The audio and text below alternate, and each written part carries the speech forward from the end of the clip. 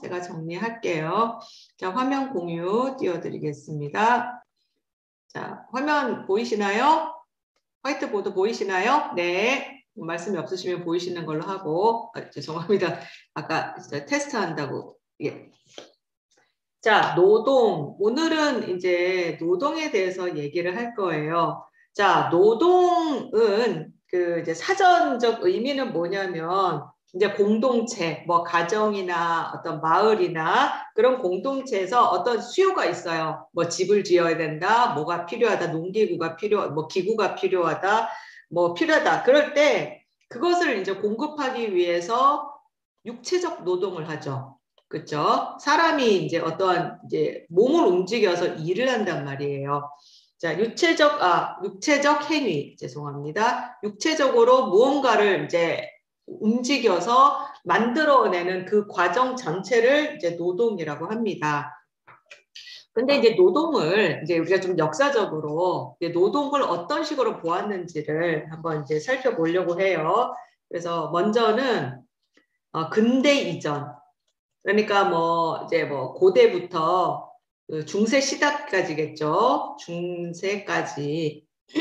근대 이전을 보면 노동이 굉장히 중요했습니다. 왜냐하면 그때는 자급자족을 해야 됐거든요. 뭐 공동체나 집이나 가정에 필요한 것이 있으면 그때는 뭐 알아서 다 해야 되는 거예요. 집도 짓고, 그 다음에 뭐 농사도 짓고, 그러니까 본인이 필요한 것들은 본인이 다 직접 노동을 해서 다 만들어내어야 하는, 그러니까 자급자족을 하는 시대였습니다. 그래서 먹을 게 필요하면 농사를 짓고, 또 신발이나 옷이 필요하면 천이나 가죽을 사가지고 와서 이제 만드는 경우가 많았죠. 그래서 이제 또 방이 필요하면 또 방도 만들고요. 그래서 이 시대에는요, 노동이 매우 중요했습니다. 아주 절대적이었습니다. 매우 중요했고요. 또 이 시대는 어떤 시대였습니까? 주로 농업이 이제 주였고요. 그 다음에 또는 목축업이 이제 대세를 이루었습니다. 그래서 이제 노동은 거의 이제 신성시 되었습니다. 그래서 노동을 하지 않으면 굶어 죽을 수밖에 없는 상황이었죠. 자, 그러다가 이제 시대가 바뀌어서 이제 산업 사회가 되었습니다. 이제 근대적 산업혁명 이후에 이제 근대로 넘어오게 됩니다. 근대로 넘어오면 이제 과거에는 농사나 목축을 주로 하던 시대에서 이제는 어떻게 바뀌었습니까? 공장이 생겨났죠. 자본을 통해서 공장이 생겨나면서 대량 생산이 이루어집니다. 과거에는 자급자족하던 시대였습니다. 그렇죠? 그런데 이제는 자급자족을 하는 게 아니라 대량 공장을 통해서 대량 생산된 그런 물품을 우리가 이제 돈을 주고 사는 그런 시대가 되었습니다. 그러면서 이제 농촌에 있던 시골에 있던 사람들이 그 공장으로 일을 하기 위해서 도시로 많이 몰려들었습니다. 이때부터 이 근대 이대는요, 사실은 근대 이전에는 노동은 공동층을 위해서 내 집을 가정을 위해서 일을 했다면 근대 시대에는 노동이 여전히 필요하긴 합니다. 노동이 여전히 필요하긴 하지만 이제는 노동을 가정을 위해서 공동체를 위해서 하는 게 아니라 내가 돈을 벌기 위한 돈벌이 수단으로 노동을 하게 되는 겁니다. 자, 공장에서 이제 많은 물건을 만들려면 공장을 이제 자본가가 공장을 짓죠. 이런 공장을 지으면 그곳에서 일할 일꾼들이 필요하죠. 노동자가 필요합니다. 사람이 필요합니다. 그러면 임금을 지불하고 노동자를 삽니다. 그래서 사람들이 공장에 와서 일을 해서 그 일을 한 대가로 돈을 받고, 그 임금이죠. 임금을 받고 그 임금으로 이제 본인들이 필요한 것들을 이제 사서 쓰는 시대가 되었습니다. 이렇게 돈을 주고 사면서 공동체 필요를 이제 채우는 거죠. 그래서 이제는 이 근대 시대의 노동은요, 가족을 위해서 일한다기보다는 누군지도 모르는 소비자를 위해서, 소비자에게 팔기 위해서, 내가 먹고 살기 위해서 일을 하는 그런 시대가 되었습니다. 그래서 농경 시대와는 또 다른 이제 가치를 가진 노동이 되었습니다. 하지만 그렇다고 근대 이전의 노동의 가치에 비해서 뭐 떨어졌다. 그렇지는 않습니다. 여전히 노동은 중요합니다. 왜냐하면 자본가가 공장을 지었지만 일할 사람이 없으면 그 공장이 운영되지 않잖아요.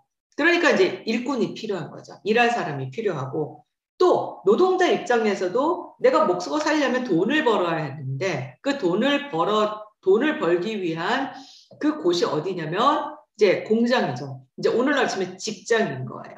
그러니까 자본가도 일꾼이 필요하고 일할 사람이 필요하고 일할 이 노동자도 일할 직장이 필요하다 보니까 서로에게 필요한 거예요. 그래서 이때는 여전히 노동도 중요합니다. 이 근대화는 노동의 어떤 대상은 달라졌지만 여전히 노동은 중요합니다. 그래서 공장 자본가에도 노동이 필요하고 노동자도 또 공장 일할 직장이 필요하기 때문에 서로의 필요가 딱 맞아 떨어진 거죠.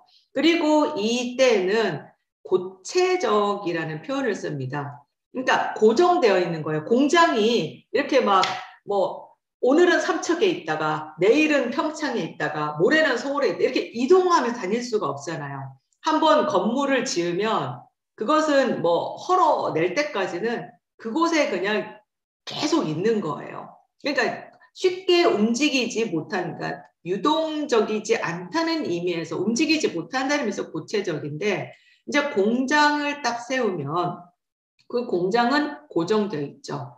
그 다음에 그곳에서 일하는 사람들, 노동자죠. 노동자도 여기에 딱 매여 있게 됩니다. 이것이 이제 서로에게 이제 윈윈, 서로에게 도움이 되고 서로에게 이제 좋은 관계가 되는 거죠.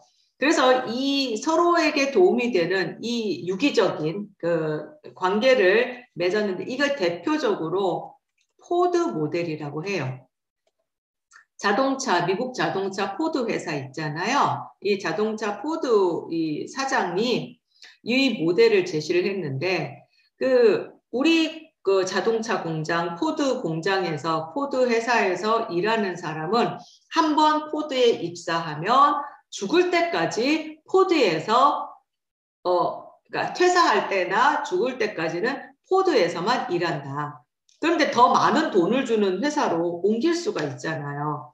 그러면 안 되니까. 그러면 일꾼이 내가 필요한 어떤 노동력이 뺏기니까 포드는 임금을 많이 주는 거야. 일한 만큼 더 많은 임금을 주고 뭐 복지 혜택도 주고 그래서 야 너네 다른 데 가봤자 우리만큼 이런 좋은 회사 없어. 그러니까 우리 회사에서 일해. 그리고 그 노동한 대가에 충분한 그 보상을 하는 거죠. 월급을 많이 주는 겁니다. 그러면서 그 돈 번으로 이제 뭐 우리 포드 차도 사고 우리 뭐 계열사에 필요한 물품들도 사고 그렇게 해서 내가 포드 직장에 다닌다는 걸 자부심을 가지고 나는 평생 이 포드 회사에 내 뼈를 묻겠다. 이런 식으로 이제 노동자들을 그렇게 하도록 만든 거죠. 그래서 기업가들은 한번 확보한 사람은 평생 놓지 않게 되고 또 노동자 입장에서도 내가 한번 들어간 직장은 내가 죽는다든지 부득이해서 퇴사를 하는 경우 아니면 평생 직장에서 그곳에서 그러니까 어떨 때는 뭐 잘릴까봐 막 불안하지 않아도 되고 먹고 살 걱정 안 해도 되고 그렇게 해서 서로에게 이제 서로의 필요를 채워주는 그런 어떤 그 긴밀한 관계를 이제 맺게 되는 거죠. 평생 직장이 이 근대 시대에 이제 나오는 겁니다. 그래서 평생 직장. 이것이 이제 아마 우리 부모님 세대까지는 이게 적용이 됐었어요. 그래서 한번 정년 퇴직할 때까지는 그 직장에 뭐 30년, 40년 이렇게 뿌리를 내리고 그곳에서 정말 뼈를 묻고 일을 하셨죠. 야간 작업도 뭐 야간 수당도 안 받으면서 뭐 불철주야 밤새면서 일하시고 그랬죠. 그래서 이때도 노동은 굉장히 중요했습니다. 노동의 가치가 높았고요. 그래서 이제 그 노동조합, 노동자들이 단체 행동을 하면서 자기들의 이익을, 자기들의 필요한 요구들을 이제 권리를 행사하는, 그래서 노동조합, 그 노조라는 것이 이때 이제 굉장히 그 엄청난 힘을 발휘하게 됐고, 그런 노동조합이 힘을 발휘하니까 정치나 권력도 아무래도 이제 그 노동조합에 이제 이렇게 도움을 요청하고 또 그 노동조합원들의 어떤 표를 의식하지 않을 수가 없었죠. 그래서 이제 노동자들의 어떤 권리가 또 이전과는 또 다른 어떤 힘을 발휘하는 그런 시대가 되었었습니다. 요게 이제 근대 시대까지예요. 예. 그런데 지금은 그러면 현대 지금은 어떤 시대냐? 그러면 그 노동조합이 여전히 힘을 발휘하고 그렇게 평생 직장으로 지금 살아가는 시대냐? 아니라는 거예요. 지금은 어떤 시대냐면요. 이때는 공장을 짓고, 그러니까 뭐라 그러죠? 이 무슨 그러는데 지금은 정보통신 시대입니다. 자, 딱 요 단어만 들으셔도 벌써 느낌이 딱 오시지 않습니까? 아, 뭔가 고정된 느낌이 아니구나. 정보통신 시대구나. 지금은요, 물론 공장을 짓고 물건을 생산하는 공장이 필요합니다. 생필품을 만들어내야 되긴 하지만 그거보다는 지금은 어떤 게 더 대세냐면요. 아이디어를 제공해서 그 아이디어를 가지고 돈을 버는 시대가 됐습니다. 그래서 이제 공장이 필요하고 노동자가 필요한 시대가 아니라는 거예요. 대표적으로 유튜브가 대표적인 경우입니다. 유튜브 크리에이터라고 하잖아요. 유튜브 어떤 것입니까? 공장 필요 없죠. 그리고 요즘 메타버스, 예전에는 이제 물건을 사려면 시장을 가야 됐었습니다. 그래서 뭐 서울에 유명한 시장들 있잖아요. 뭐 무슨 방산시장, 뭐 을지로의 무슨 시장, 뭐 이렇게 동네마다 시장들이 있잖아요. 그 시장은 공장과 같아요. 고정돼 있어요. 그 5일장 이런 거 서잖아요. 그렇죠? 그래서 그 내가 필요한 걸 사려면 그 장에 가서 필요한 것을 사와야 했습니다. 근데 지금은 어떻습니까? 웬만한 거 다 인터넷으로 구매하죠. 그렇죠? 인터넷으로 저도 사실은 여기가 이제 장이 여기 삼척에는 없고 동해에 그 5일장이 있다고 해요. 근데 한 번도 가본 적이 없습니다. 거기까지 가는 게 너무 번거롭더라고요.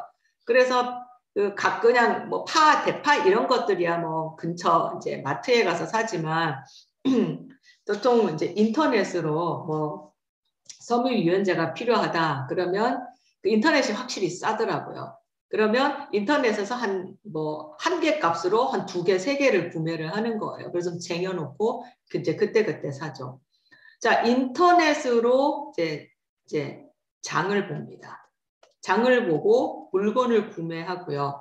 여기에 모든 필요를 이제 채우게 됩니다. 사실은 크리에이터들은 어떤 공장이 필요 없어요. 그냥 자기 아이디어 하나 가지고 그냥 그거를 가지고 끊임없이 계속 영상을 찍어서 그래서 올립니다. 유튜브에. 그러면 어때요? 사람들이 그거를 보고 거기에 이제 막 댓글도 달고 뭐 이렇게 이렇게 후원도 돈으로 물질적으로 후원도 하고요. 또 그런 보는 구독자 수가 많아지면 어떻게 됩니까? 그 유튜브 회사에서 이제 그 유튜버 크리에이터에게 돈을 지급을 하죠. 광고를 이렇게 해가지고 광고비로 벌은 돈의 수익의 얼마를 크리에이터에게 이제 지급을 합니다. 그러니까 지금은 그 인터넷으로 이제 물건을 파는 분들도 보면 가게가 필요 없어요. 그냥 그 물건 저장할 만한 창고만 하나 있으면 돼요. 그리고 그냥 그 인터넷으로 올리면 이제 누가 구매 딱 클릭했어요. 그래서 물품 대금을 지급을 하면 이제 택배를 통해서 이제 배송을 하면 끝나는 거예요. 그러니까 인건비 안 들어가죠. 수수료 안 들어가니까 물건이 이제 조금 일반 가게에서 파는 것보다는 싸질 수밖에 없는 거죠. 더 이상 토지나 공장이 필요 없습니다. 언제 어디서나 그냥 사무실 하나 있고, 네, 저와 여러분들 지금 이렇게 하고 있는 컴퓨터 하나만 있으면 돈을 벌 수가 있습니다. 사실은 인터넷 게임도 그거잖아요. 아이디어 내가지고 게임을 해가지고 그냥 많은 사람들이 게임에 접속하면 그것이 다 수익이 되는 거잖아요. 여기에 거대 자본들이 몰리는 거예요. 그래서 사람들이 거기에 투자를 합니다. 많은 사람도 필요 없어요. 그냥 몇몇 사람이, 소수의 사람이 컴퓨터로 소프트웨어를 가지고 그 사람들이 이제 수조 원씩 돈을 버는 겁니다. 대표적으로 지금 저와 여러분들이 하고 있는 이 줌도요. 사실 이거 한 사람이, 어떤 사람이 자기 여자친구랑 이렇게 장거리 연애를 하는데 이게 뭐 전화도 얼굴도 보고 싶고 해가지고 사실 장거리 연애를 하는 애인을 위해서 만든 프로그램이라고 해요. 이 줌이라는 거. 원래 목적은 그거였대요. 그런데 이게 코로나가 오니까 뭐 다 모여서 공부도 할 수 없고 회의도 할 수 없으니까 이것이 이제 완전 초대박을 터뜨린 거죠. 그래서 저희가 이 줌을 만든 회사에다가 돈을 지불하고 이렇게 사용하지 않습니까? 그 줌이라는 아이디어 하나를 인터넷 화상으로 이렇게 공부도 하고 토론도 할 수 있는 이거 하나 아이디어고 앱 만들었더니 엄청난 돈을 벌어들이는 거예요. 근데 이 앱을 만든 사람이 뭐 100명이 만들었겠어요? 소수의 몇 사람이 만든 거죠. 그럼 몇 사람이 그 전체를 주도를 해나가는 겁니다. 그렇게 소수의 사람이 큰 돈을 버는 동안 저와 여러분 같은 나머지 사람들은 어떻게 돼요? 구경만 하는 거죠. 그럼 노동자들도 어떻습니까? 이런 가상의 공간에서는 노동도 필요가 없습니다. 이제는 구경꾼에 불과합니다. 이런 시대에서 노동자가 몸을 써서 할 수 있는 것은 별로 없습니다.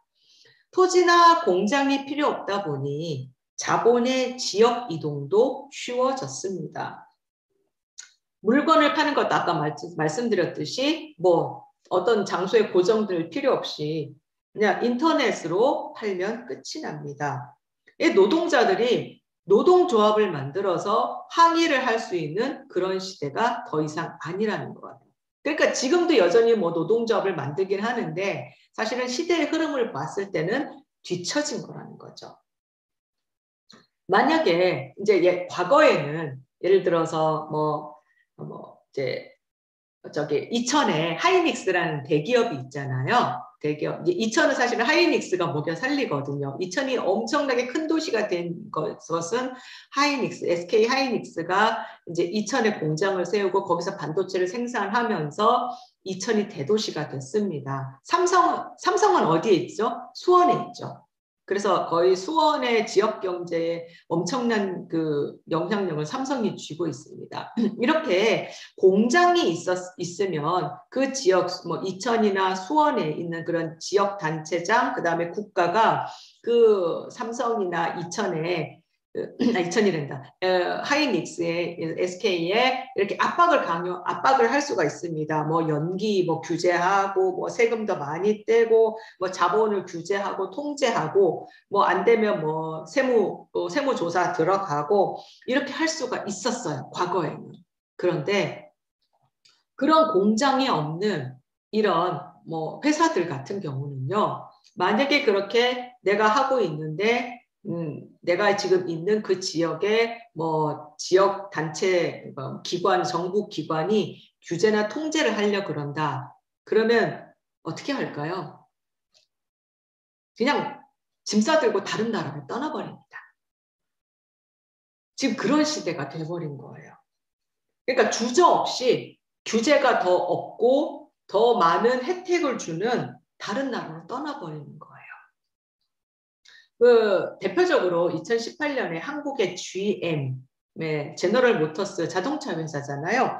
대표적인 경우입니다. 이 GM이 그 전북 군산에 GM 공장이 있었습니다. 그런데 우리나라 정부가 굉장히 규제가 심하죠. 그 다음에 그 GM 노조가 굉장히 강성 노조였대요.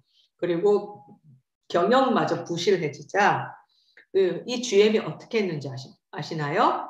예, 그 군산에 있는 GM 공장을 폐쇄를 해버리고요. 떠나버렸습니다. 에이, 더럽다. 여기만 공장 지을 수 있나? 다른 나라 가버린다. 그러면서 더 혜택 많이 주는 뭐 인건비 더 싼 뭐 베트남, 동남아시아 쪽으로 옮겨가 버린 거예요. 그래서 GM같이 그런 대기업에 큰 거대 자본이 빠져나가면 사실은 그 공장에 그 공장이 있었을 때 거기에 관련된 사람들이 얼마나 많았겠습니까? 그 일하는 노동자, 그에 딸린 식구들, 그 다음에 그 주변의 각종 식당들, 뭐 그런 모든 가게들이 엄청난 타격을 입게 되었던 거죠. 그래서 군산이 굉장히 어려웠죠. 지역 경제가 굉장히 어려웠습니다. 근데 이런 상황이 와도요, 노동자는 어디에 하소연할 수가 없습니다.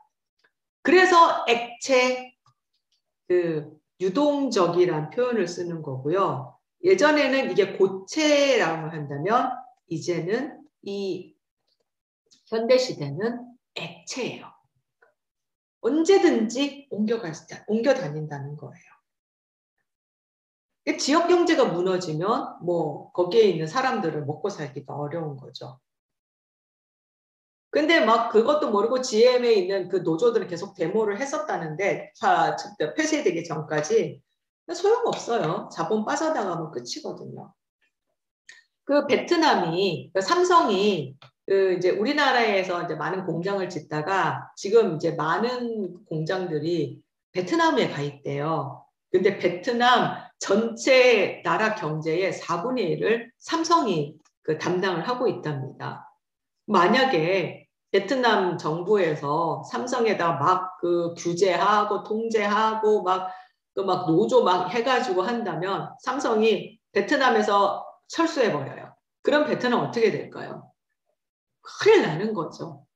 네. 그래서 더 이상 이제 정부나 지자체나 그런 어떤 국가가 어떤 그런 자본을 규제하고 통제할 수 없는 시대가 되었습니다. 근대 시대는 그게 가능했어요. 국가가 이제 자본을 통제할 수 있었습니다.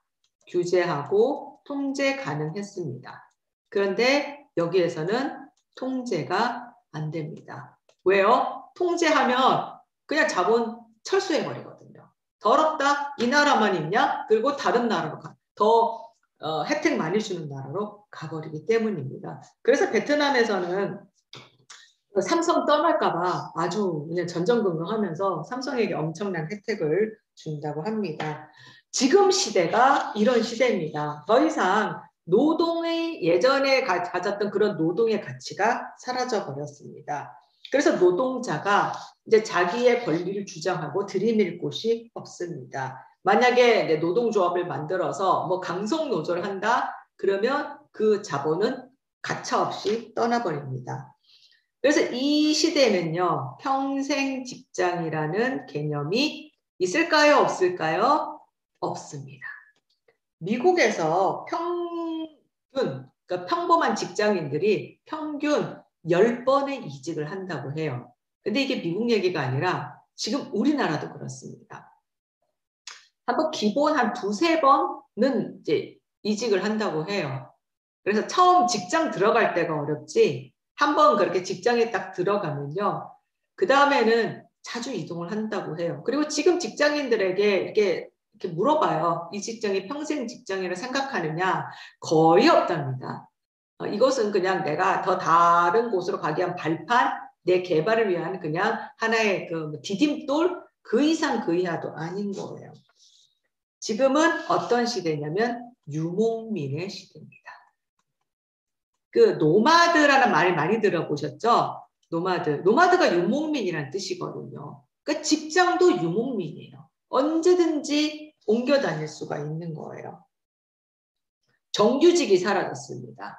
비정규직이 대세인 시대입니다. 그래서 이제 회사에서도 정규직을 잘 안 뽑으려는 이유가 어렵게 정말 까다롭게 엄선해서 정규직을 뽑았는데 1, 2년 있다가 다 다른 직장으로 가버리는 거예요. 그러니까 직장 입장에서도 속이 상하는 거죠. 그렇게 힘들게 많은 돈을 투자해서 교육시켜서 이렇게 키워놨더니 다른 데서 쏙 빼가고.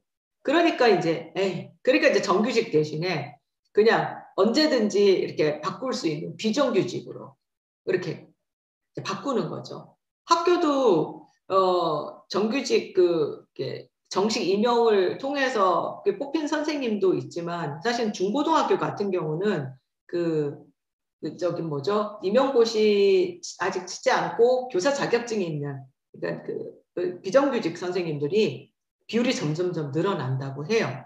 시대가 그런 시대입니다. 노동의 가치가 사라지고 노동이 쇠락한 그런 시대가 지금 현대 시대입니다. 그러니까 근대 시대까지 사실은 그 사회의 근간은 노동이었습니다. 근데 지금은 더 이상 노동이 근간이 되지 않고 있습니다. 앞으로의 정치와 권력은요, 이런 유목민들, 그러니까 이런 유목민들, 그러니까 그 노동자 유목민들, 자본의 유목민, 떠돌아다니는 그 길목, 경로를 지켜서 통제하기도 하고 촉진하기도 하는 그걸 얼마나 잘하느냐가 이제 그 위대한 정치가 위대한 자본가가 되는 거겠죠. 이제 교회도 마찬가지예요. 교회도 물론 이제 한 교회에서 평생 직장이다 하는 분도 있지만 어떻습니까? 어떨 때는 막 수십 명씩 수백 명씩 몰려다니기도 해요. 그쵸? 그리고 여기 이렇게 들어보니까 저기 와서 보니까 어느 한 교회가 이게 좀 문제가 생겼어요. 뭐 목회자가 잘못했든지 뭐 교회가 문제가 생기면 그 교회에서 대거 수십 명이 다른 교회로 또 이동을 한대요. 또 교회에서 또 문제가 생기면 또 대거 이동을 한대요. 저희가 오기 전에 사실은 저희 이 교회도 그 2년 전에 권사급만 30명이 대거 나갔답니다. 그러니까 그런 일들이 지금은 비일비재하게 일어난다는 거죠. 그래서 교인들의 이동 경로를 파악하고 그 길목에서 그 교인들을 잡으면 그 교회가 성장을 하는 겁니다. 이게 어느 한 곳에 노동에만 국한되는 게 아니고 모든 분야가 마찬가지입니다. 그 언론에서도요, 어느 집 맛집이 있다, 어디가 맛있다라고 소개하면 거기 어떻게 됩니까? 난리가 나죠. 대표적으로 그 속초에 봉포 머구리라고 그 물회 집이 있었어요. 거기가 전부터 뭐 지역 로컬 맛집으로 이렇게 유명했었던 것 같아요. 그런데 몇 년 전에 그 백종원 씨가 거기를 그때 한번 이렇게 전국을 돌아다니면서 이렇게 맛집 먹고 이렇게 얘기하는 그런 프로그램이 있었거든요. 근데 속초에 그 집이 나온 거예요. 봉포 머구리 집. 그래가지고요. 그거를 본 사람들이 그거 맛보겠다고 속초에 가면 이제 그 집에 몰려가기 시작했던 거예요. 그래서 처음에는 자그마한 가게였는데 그게 이제 뜨면서 옆 건물 사가지고 이제 1층짜리 어마어마한 큰 식당이 되더니만 최근에 갔더니 아예 한 4층짜리 건물을 샀더라고요. 그 건물 전체가 그 식당인 거예요. 근데 너무 그렇게 기업화돼 버리니까 이제 좀 예, 어떤 그 옛날의 순수한 맛 없어진 느낌? 예. 하여튼 그래서 이제 사람들이 뭐 맛있다 그러면 막 이동하러 다니는 거예요. 지금은 그런 시대가 되었다. 그래서 노동도 한 곳에 고정하는 것이 아니라 더 이상 노동자가 대우받는, 그리고 노동이 가치받는, 노동의 가치를 우선하는 그런 시대가 아니다. 이것이 지금 우리의 시대. 그래서 이명식 목사님 아까 참 슬픈 마음이 들었다라는 말씀을 하셨는데 그게 이런 이유 때문입니다. 자, 여기까지가 제가 정리해 드린 거고요. 혹시 질문이나 하실 말씀이 있으면 마이크 다 켜시고 말씀해 주세요. 네, 조 목사님 하실 말씀 있으세요? 뭐 이해 안 되시고 그런 건 없으시죠? 네. 강 목사님 소감이나 코멘트 네 말씀해 주세요. 예, 마이크 켜주시고 다 마이크 켜주세요. 네.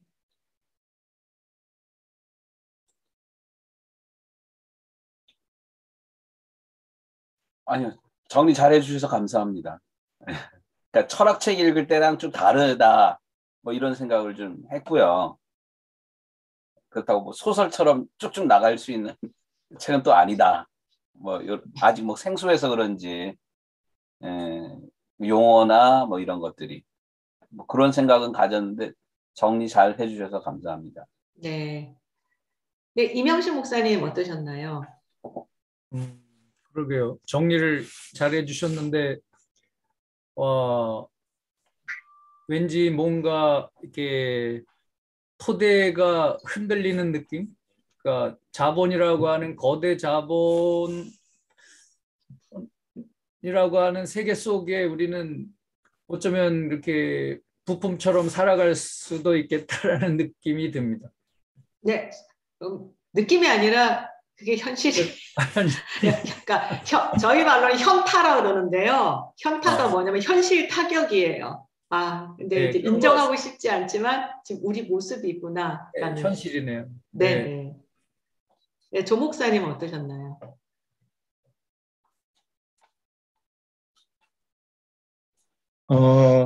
제가 보니까 이 책을 다 안 읽었네요. 노동의 흥망성쇠 잘 들었고요. 이게 이제 아주 뭐랄까요, 조직적으로 이렇게 체계화시켜서 설명을 쉽게 잘 해주셨는데, 이제 그 사람은 이제 그 욕망을 다 갖고 있는 사람으로서 이제 노동자들이 이제 대부분인데 자본가들에 의해서 이렇게 되어져가는 그러니까 노동이 옛날에는 노동자들이 어떻게 해서 힘이 약하니까 이렇게 뭉쳐가지고 조직도 만들고 그래서 뭔가 자기들도 좀 어느 정도는 인간 대접을 받고 먹고 살아야 되겠다라고 하는 생각을 가지고 있게 됐는데, 지금은 옛날에는 신분 사회로 이렇게 피라미드였다고 그런다면 그 신분 사회는 없어졌지만 지금은 자본에 의해서 자본의 힘을 갖고 있는 사람들이 아주 극소수인데 이제 옛날에 비하면 자본에 의한 더 심한 피라미드 사회가 되지 않았는가 이런 생각을 해보고요. 그런 의미에서 그러나 인간은 늘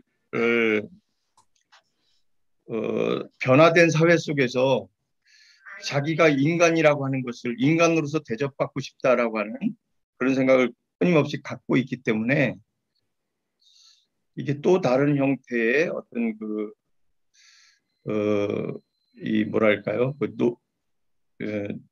노동의 가치라고 하기는 좀 그런데, 노동자가 주식을 통해서 이 기업 주인 주식을 통해서 기업의 그 어떤 주인 역할을 하기도 하고, 뭐 이제 다양해졌죠.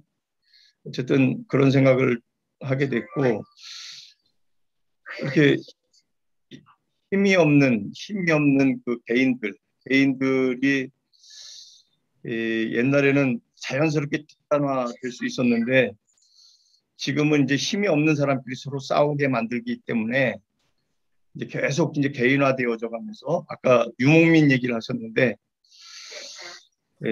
그런 것 속에서 어떻게 우리가 교회를 성장시키고 뭐 또 내 사업이 발달하고 이런 것도 우리가 이제 생각을 해야 되겠지만, 인간성을 어떻게 기본적으로 유지하면서 살 수 있는 사회를 우리가 꿈꾸며 나갈 수 있을까, 이런 것도 우리가 고민하면서 가야 되겠다 이런 생각도 했고요. 어쨌든 거기까지만 얘기하겠습니다. 책을 네. 잘 못 읽었지만 그런 네. 설명을 잘 들었습니다.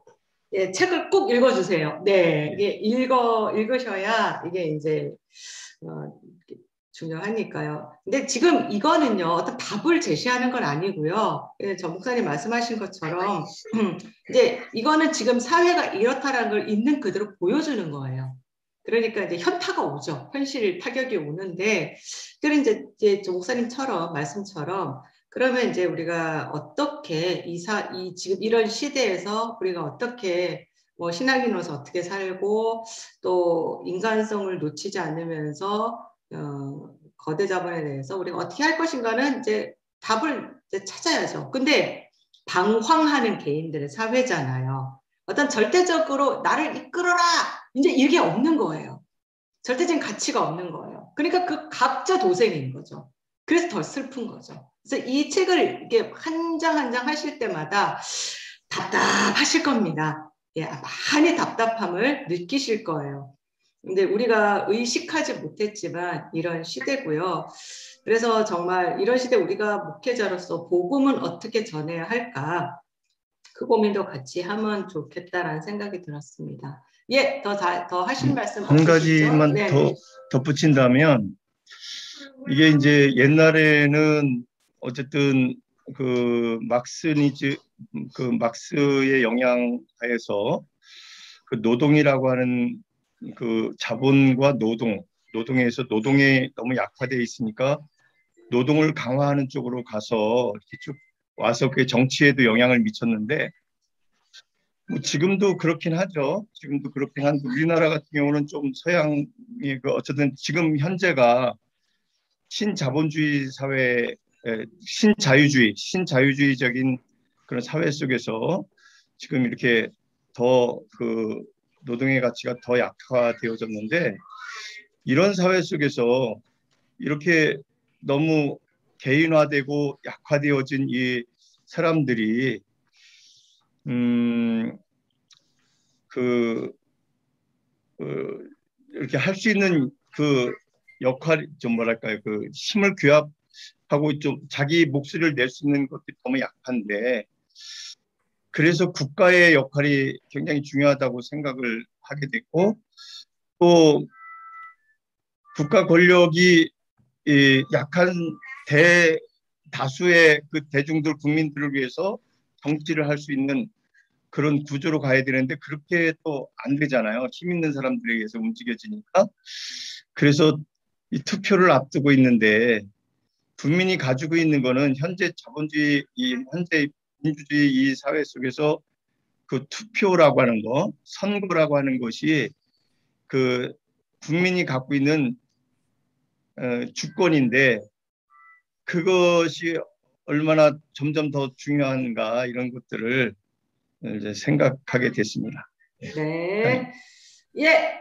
수고하셨습니다. 자, 이제 공유 중지할게요. 예.